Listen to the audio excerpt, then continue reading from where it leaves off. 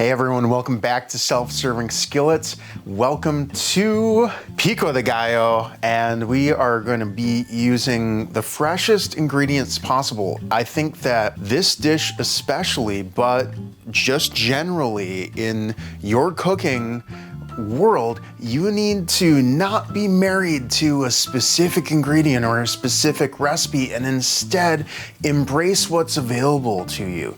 Now, it's April in Minnesota, so I don't really have access to like garden grown tomatoes, but what has been popping up over the past few years are hothouse tomatoes or greenhouse tomatoes. So that is what I bought, and you can even feel it when you press into it. These are not grown in an environment that can grow tomatoes and then frozen with nitrous oxide and shipped here and then allowed to thaw, and those just taste absolutely like cardboard. And I'd rather not have a tomato than have one of those pieces of absolute trash. So I say this because I like to use Roma tomatoes in this. They have a little bit more flesh, they're a little bit easier to cube, but I'm not gonna be totally committed to that one ingredient if something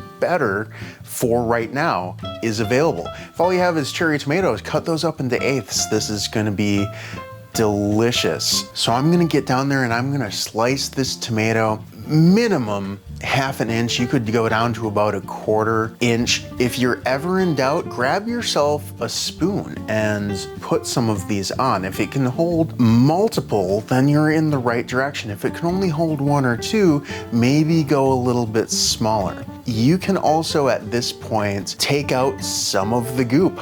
I like the goop. I like this to be a little wet, and it's gonna be that moisture that collects at the bottom of that pico de gallo that's really gonna help all of those flavors to marry. So I like to leave it, but if you don't, take it out. This is your pico de gallo. Onion is another one of those ingredients that is just so versatile, and we have different types of onions that do different types of things. If you want sort of a breakdown on a whole bunch of different types of onions, I did a video on that, and I'm gonna link that in the description below. Watch that afterwards. But for right now, what I'm gonna use are green onions. And it's simply because that's what I have. When I get them home from the store, I like to plop them down in a little bit of water and they'll continue growing. Now that growth won't have additional nutrition to it. It will be pretty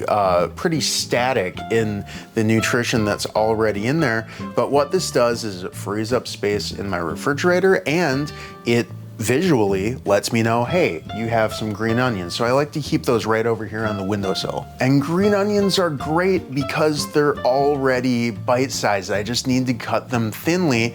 And usually I'll separate the stalks from the bulb, but here I don't need to. It's all gonna go in there. It's all gonna make this taste amazing. Same with cilantro. I like to get this in a little bit of water. This is not gonna keep like the green onions will. This is not going to continue to grow, but it will keep it out on my windowsill and remind me to use it, because there's nothing more disheartening than looking in the bottom of my vegetable crisper and seeing a bag of mush and going, oh man, I could have used that. So I'm only making a little bit of pico de gallo because otherwise I'm gonna sit there with a whole bag of chips. I just want enough for me and a friend maybe, and a whole bowl, 7 or 8 tomatoes worth of pico de gallo is also enough for me and a friend. This is just kind of exercising a little bit of portion control here. So what I like to do with the cilantro here is sort of rough chop down to about 1/3, and then I'll stop, because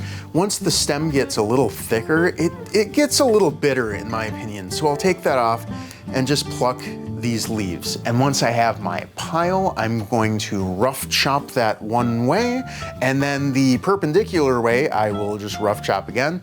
It's going right in my mix. And if you haven't noticed so far, I am mixing this up as I go. So much of what makes this salsa so delicious is the marrying of very simple ingredients together, and that takes time. So I want to get a jump on that. Next, I'm gonna go for my peppers. Now I have a couple of different options here. If you don't like heat at all, but you're fine with the flavor of peppers, yes, they can exist independently of each other, go with the poblano. Poblano is gonna have tons of pepper flavor with none of the heat.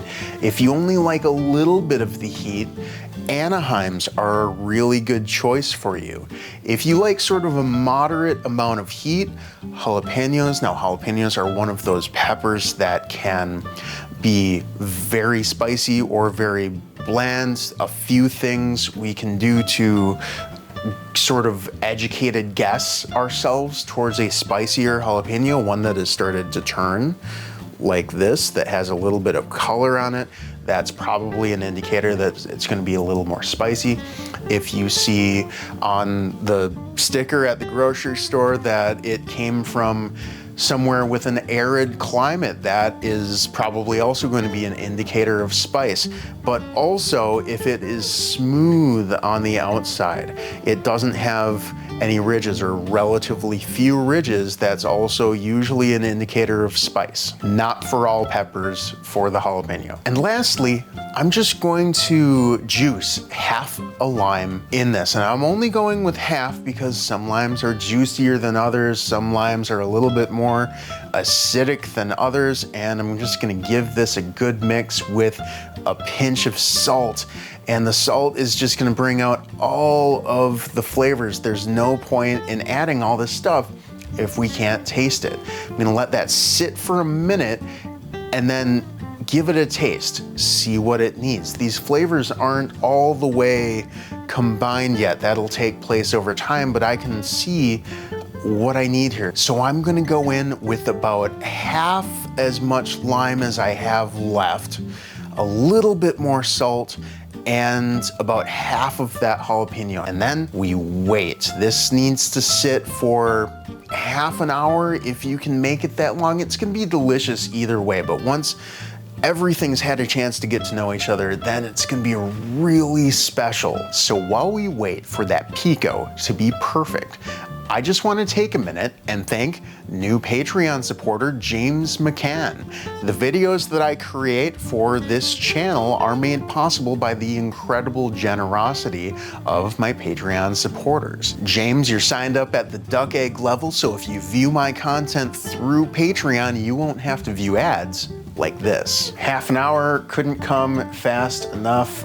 I hope you see that liquid in there, and that's what's gonna make this so amazing. If you don't want it there, if you want this just dry, you can do whatever you want. This is your pico de gallo. I really like this liquid, and it adds some much needed moisture, and I am going to eat that with these chips that we made together on Patreon.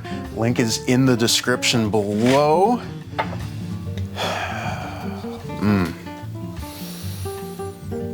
It smells just amazing. Like I'm in my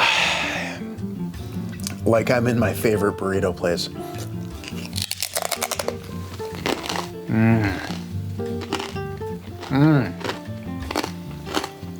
It's sweet, it's salty, it's acidic, it's fresh, it's vegetal. Look at this. This is just so nice. If you're interested in that onion video, that's going right up here, but I made this really cool grilled salsa to go with my grilled fajita right over here. Check that one out next.